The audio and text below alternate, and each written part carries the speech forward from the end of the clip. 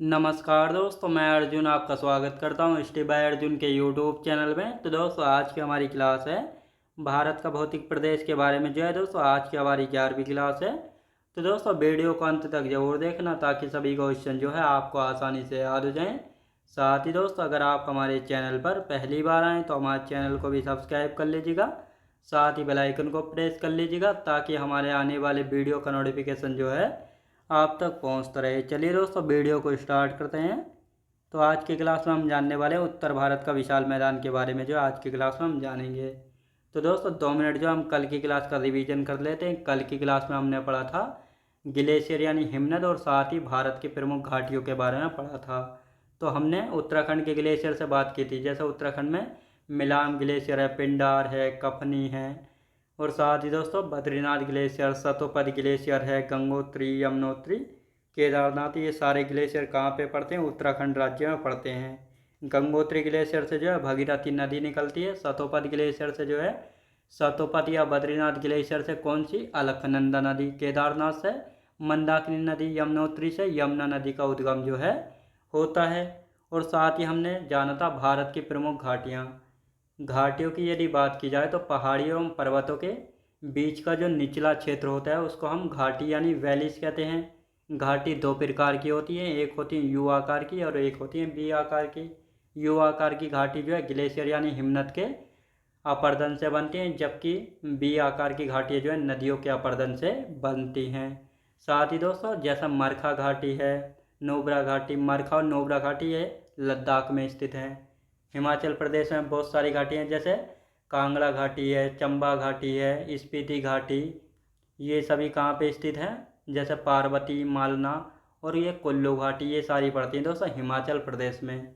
साथ ही जो कुल्लू घाटी इसको जो है एक अलग नाम से भी जाना जाता है, जैसे देवताओं की घाटी। कुल्लू घाटी को देवताओं की घाटी भी कहा जाता है। और ये कुल्लू घाटी जो है पीर पंजाल एवं धौलाधर पर्वत के बीच स्थित है। पीर पंजाल और ये धौलाधर पर्वत ये दोनों जो है पर्वत श्रेणी किसका भाग है? लघु या मध्य हिमालय का भाग है। साथ ही हमने जाना था उत्तराखंड में कौन कौन सी है। तो उत्तराखंड की हम बात करेंगे, यहाँ पे दून, द्वार, सोर, धर्मा, नेलोंग और साथ ही दोस्तों फूलों की घाटी, ये सारी कहाँ पे? ये उत्तराखंड में पड़ती हैं। यानी दून हो गई, द्वार हो गई, सोर, नेलांग और धर्मा व फूलों की घाटी। फूलों की घाटी जो उत्तराखंड राज्य में स्थित है। अगर पूछा जाए किस हिमालय में, तो कुमाऊं हिमालय में स्थित है। ये भी आपको अच्छे से याद रखना है, कई बार जो है पूछी गई है। न्योरा घाटी पश्चिम बंगाल में, जूकू घाटी नागालैंड में है, अराकू घाटी आंध्र प्रदेश में है, साइलेंट वैली यानी शांत घाटी केरल में है और भारत की विशाल घाटी कौन सी है? गांधीकोट्टा घाटी, जो कि आंध्र प्रदेश में पेन्नार नदी के किनारे स्थित है। तो ये आपको अच्छे से याद रखना है। ये सारी हमने घाटियों के बारे में अच्छे से जाना था। अब आज की हम क्लास स्टार्ट करने वाले हैं, जिसमें हम जानेंगे उत्तर भारत का विशाल मैदान। तो दोस्तों ये जो आपको दिखाई दे रहा होगा मैप में, ये है, ये सारा उत्तर भारत का विशाल मैदान है। अब इसका आपको अच्छे से दिखाई दे रहा होगा इसका विस्तार जो है कहाँ तक है। और ये यहाँ पे मैंने हाथ से मैप जो है बनाया हुआ है, इसमें आपको यहाँ पे जो है अच्छे से ड्रॉ किया हुआ है। ये जो है दोस्तों ये है असम वाले क्षेत्र में जो उत्तर भारत का विशाल का मैदान। साथ ही पंजाब, हरियाणा, दिल्ली, यूपी, राजस्थान, बिहार, पश्चिम बंगाल और असम, इन सभी में जो है उत्तर भारत के विशाल मैदान का जो है विस्तार है। तो ये आपको अच्छे से याद रखना है। अब जो ये उत्तर भारत का विशाल मैदान है, इसका निर्माण कैसे हुआ? तो निर्माण के बारे में भी देख लेते हैं। यानी उत्तर भारत का विशाल मैदान सिंधु, गंगा व ब्रह्मपुत्र नदियों द्वारा लाए गए अपसादों के जमाव यानी निक्षेपण से हुआ है। तो आपको पता है जब नदियाँ बहती हैं तो अपने साथ जो है बहुत सारा अपसाद यानी सेडिमेंट लेकर बहती हैं। तो इन सभी के जमाव यानी निक्षेपण से जो उत्तर भारत के विशाल मैदान का निर्माण हुआ है। किन नदियों के द्वारा? सिंधु, गंगा व ब्रह्मपुत्र नदियों के द्वारा। तो ये आपको अच्छे से याद रखना, ये थी इसकी डेफिनेशन। अब जो ये उत्तर भारत का विशाल मैदान है, इसका क्षेत्रफल यानी एरिया कितना है? जो उत्तर भारत का विशाल मैदान है ये कितने एरियाज में फैला हुआ है? तो 7 लाख वर्ग किलोमीटर क्षेत्रफल में फैला हुआ है। इसकी लंबाई जो है पश्चिम से पूर्व में 2400 किलोमीटर होंगे। कौन सा दोस्तों? उत्तर भारत का विशाल मैदान। चौड़ाई कितनी है? 150 से लेकर 500 किलोमीटर इसकी चौड़ाई हो जाती है उत्तर भारत के विशाल मैदान की। तो यह आपको अच्छे से याद रखना है। यानी जो उत्तर भारत का विशाल मैदान है, इसका एरिया यानी क्षेत्रफल 7 लाख वर्ग किलोमीटर क्षेत्रफल में फैला हुआ है। लंबाई पश्चिम से जो है पूरब में इसका विस्तार है 2400 किलोमीटर लॉन्ग है। साथ ही इसकी चौड़ाई की हम बात करते हैं 150 से लेकर 500 किलोमीटर चौड़ाई है किसकी, उत्तर भारत के विशाल मैदान की। अब जो ये उत्तर भारत का विशाल मैदान है इसको हम 4 भागों में बांटकर या 4 भागों में विभाजित करके जो है पढ़ते हैं। तो कौन कौन से 4 भाग है जिसमें जो है हम उत्तर भारत के विशाल मैदान को बांटकर जो है पढ़ेंगे। पहला भाबर क्षेत्र है, तराई क्षेत्र, बांगर क्षेत्र और खादर क्षेत्र।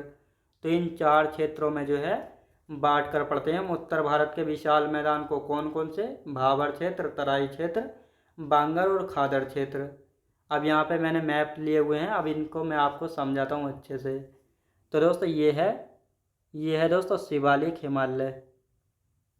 ये है शिवालिक हिमालय। कौन सा, ये है शिवालिक हिमालय जो कि हिमालय पर्वत की जो है तीसरी श्रेणी है, जो कि सबसे दक्षिणतम श्रेणी है। अब जो है शिवालिक हिमालय सबसे बाद में बनी हुई श्रेणी है, तो इसलिए जो है हिमालय पर्वत की सबसे नवीनतम यानी नई श्रेणी है। तो अभी जो है ये मुलायम पर्वत है, याद रखेंगे दोस्तों। इसकी चट्टानें जो है कठोर नहीं है बल्कि सॉफ्ट है, मुलायम है। जब नदियाँ जो हैं शिवालिक हिमालय से होकर बहती हैं तो शिवालिक हिमालय को जो है काट छाटती हैं और इसका बहुत सारा अवसाद जो है अपने साथ बहा कर लाती हैं। और जब ये हिमालय पर्वत को ये काटती है शिवालिक हिमालय को, तो ये बड़े बड़े पत्थर जो है अपने साथ बहा कर ले आती हैं। लेकिन इन बड़े बड़े पत्थरों को जो है ज़्यादा दूर तक जो है अपने साथ बहा कर नहीं ले जा पाती हैं। तो इसीलिए नदियाँ जो हैं इन बड़े बड़े पत्थरों के नीचे से जो है बहना स्टार्ट कर देती हैं। तो इसी कारण जो है नदियाँ भाबर क्षेत्र में अदृश्यमान हो जाती हैं, मतलब दिखाई देना बंद हो जाती हैं। तो ये आपको अच्छे से याद रखना है। जो ये भाबर क्षेत्र है इस क्षेत्र की चौड़ाई जो है 8 से लेकर 16 किलोमीटर इस क्षेत्र की चौड़ाई है। और साथ ही यहाँ पर जो है दोस्तों वनस्पति का अभाव पाया जाता है, क्योंकि यहाँ पे वनस्पति नहीं पाई जाती और ना ही यहाँ पे खेती की जाती है। तो आप भाबर क्षेत्र के तो ये सारे पॉइंट हम लिख लेते हैं, हेडिंग डालेंगे आप सब लोग यहाँ पे। भाबर क्षेत्र जो है दोस्तों शिवालय के यानी जो शिवालिक हिमालय इसके दक्षिण में स्थित है। यहाँ पे बहुत कम वनस्पति पाई जाती है। चौड़ाई होती है 8 से लेकर 16 किलोमीटर चौड़ाई है भाबर क्षेत्र की। और यहाँ की नदियाँ जो है पत्थर कंकड़ के नीचे से जो है प्रवाहित होने के कारण अदृश्यमान हो जाती हैं। यह क्षेत्र खेती के लिए उपयुक्त नहीं होता और यह क्षेत्र जो है छिद्रयुक्त मिट्टी होती है। तो यह आपको अच्छे से याद रखना है। यानी जो भाबर क्षेत्र है ये शिवालिक हिमालय के दक्षिण में बहुत कम वनस्पति पाई जाती है। इस क्षेत्र की चौड़ाई 8 से लेकर 16 किलोमीटर चौड़ा है। यहाँ की नदियाँ कंकड़ पत्थर के नीचे से प्रवाहित होने के कारण अदृश्यमान हो जाती है, मतलब दिखाई देना बंद हो जाती हैं। और यह क्षेत्र खेती के लिए उपयुक्त नहीं होता है। तो ये भाबर क्षेत्र आपको अच्छे से समझ आया होगा। अब आते हैं तराई क्षेत्र। तो यहाँ पे आप सब लोग हेडिंग डाल लेंगे तराई क्षेत्र। तो दोस्तों ये तो था भाबर क्षेत्र, ये था भाबर क्षेत्र जिसमें बड़े बड़े पत्थर थे। अब यहाँ पे हम बात करेंगे ये जो है ग्रीन वाला, ये जो है तराई भूमि यानी जो तराई क्षेत्र है। यहाँ पे भूमि नम एवं दलदली क्षेत्र होता है जहाँ पर घनी वनस्पति जो है पाई जाती है। और ये तराई क्षेत्र जो है 20 से लेकर 30 किलोमीटर चौड़ाई है इस क्षेत्र की। साथ ही दोस्तों जो नदियाँ भाबर क्षेत्र में जो है अदृश्यमान हो गई थी वह जो है तराई क्षेत्र में धरातल से बहना जो है स्टार्ट हो जाती है, इसलिए पुनः दृश्यमान हो जाती है, मतलब दिखाई देना स्टार्ट हो जाती है। और यह क्षेत्र जो है खेती के लिए उपयुक्त माना जाता है। तो ये आपको अच्छे से याद रखना है। तो ये है दोस्तों तराई क्षेत्र, इसके सारे पॉइंट हम लिखते हैं। ये लिखेंगे भाबर क्षेत्र के दक्षिण में स्थित है तराई क्षेत्र। तराई क्षेत्र में जो है भूमि नम और दलदली होती है, यहाँ पे घनी वनस्पतियाँ पाई जाती हैं। ये हरी हरी आपको दिखाई दे रही होंगी। इस क्षेत्र की चौड़ाई जो है 20 से लेकर 30 किलोमीटर लॉन्ग है। भाबर क्षेत्र में जो नदियाँ अदृश्यमान हो जाती हैं वे तराई क्षेत्र के धरातल में पुनः दृश्यमान हो जाती हैं और यह क्षेत्र जो है खेती के लिए उपयुक्त होता है। यानी जो तराई क्षेत्र है यह क्षेत्र जो है भाबर के दक्षिण में है। तराई क्षेत्र में भूमि जो है नम और दलदली जो है होती है, साथ ही यहाँ पे घनी वनस्पति जो है पाई जाती है।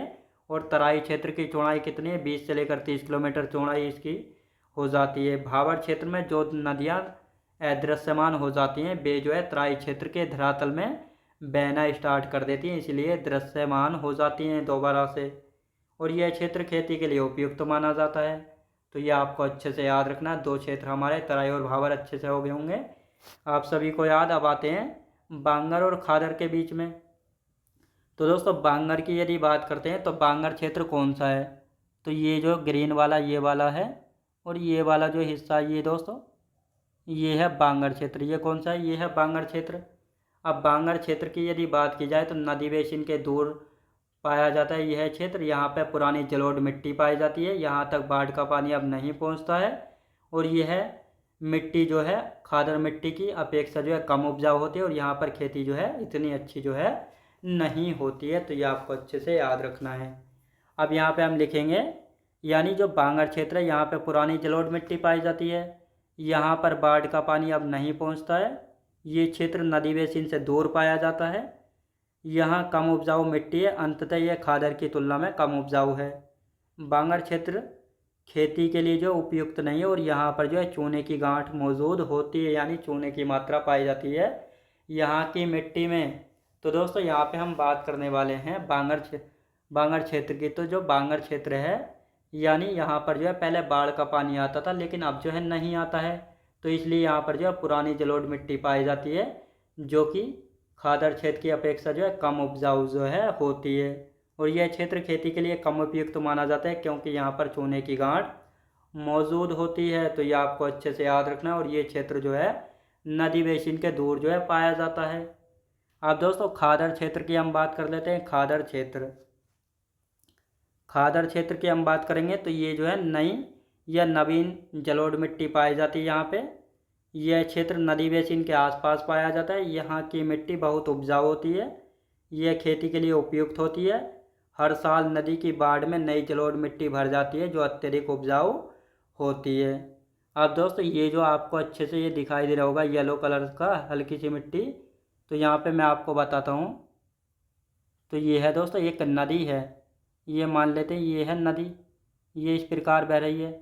जब इसमें नदी में बाढ़ आती है तो इस प्रकार जो है इसका पानी बाहर आ जाता है, ये नदी का जो है पानी आ गया। याद रखें दोस्तों ये है नदी का पानी, और ये है ऐसा क्षेत्र जहाँ पानी नहीं आता है, जहाँ पानी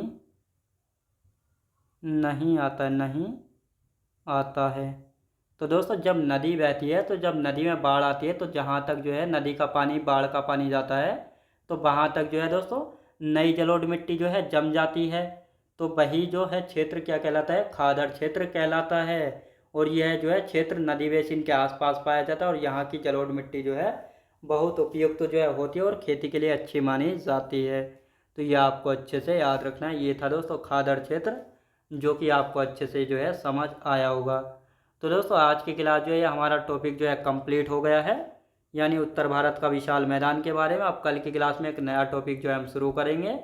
तो आज की क्लास हमारी यहीं तक रहेगी। तो मैं उम्मीद करता हूँ आपको वीडियो क्वालिटी कंटेंट वगैरह सभी कुछ आपको पसंद आया होगा। पसंद आया तो लाइक से और सब्सक्राइब करना बिल्कुल भी ना भूलें।